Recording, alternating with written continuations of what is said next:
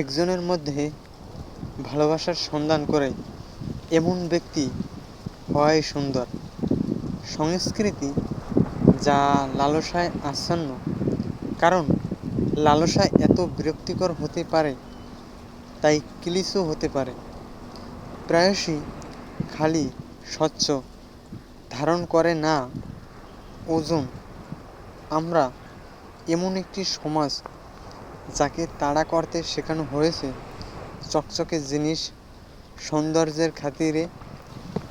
আমাদের জীবনকে সৌন্দর্য দিয়ে পূর্ণ করতে অর্জন এবং অধিকার এর উপর গ্রাস করে আরও ফোকাস সঙ্গে বসা এবং আসলে যে জিনিস মানে ড্রাইভিংয়ের চেয়ে আমাদের কাছে কিছু আমাদের চোখ যা চায় তার জন্য আমরা অনুভব করি, হৃদয় চায়। আমাদের সবচেয়ে বিপজ্জনক জিনিসগুলির মধ্যে একটি নিজেদের করতে পারতাম আমাদের মানবতাকে হত্যা করে। কারণ আমাদের হত্যা করে উপস্থিতি আমরা স্বাদ পাই বলি, কিন্তু আমরা স্বাদ পাই না। আমরা স্পর্শ করি, কিন্তু আমরা করি মনে হয় না। আমরা কথা বলি, কিন্তু আমরা সংযোগ করি না যে একটি আত্মা এখনও গভীরতা বিশ্বাস করে বিভিন্ন ধরনের পৃষ্ঠের বাহিরে বিদ্যমান সংযোগের। চেষ্টা করবেন না দেউলিয়ার জন্য আপনার প্রয়োজন, আপনার উপায় শান্ত করার চেষ্টা করবেন না।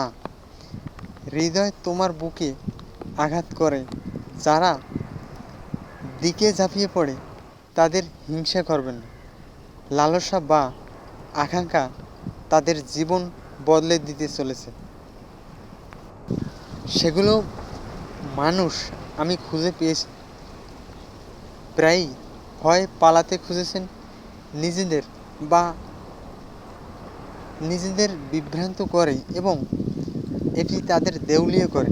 নির্দিষ্ট উপায়ে খালি সর্বদা পরবর্তী সুন্দর জিনিসের পরে এবং তার পরেরটি গ্রাস করে, কিন্তু কখনোই পূর্ণ হবে না।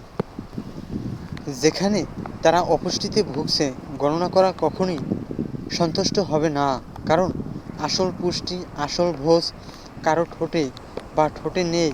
তাদের মেরুদণ্ডের বক্ররেখা, এটা কি সবচেয়ে সৎ দিক বিদ্যমান, নস্টালজিয়া, আশা এর মধ্যে বিদ্যমান। যেভাবে কিছু গান তাদের কাঁদাতে চায়। আপনি প্রকৃত সৌন্দর্য চান? প্রকৃত সুন্দর এই ধরনের সংযোগ যা একই সময়ে সমস্ত গ্রাসকারী এবং জ্বর ও গ্রাউন্ডিং অনুভব করে।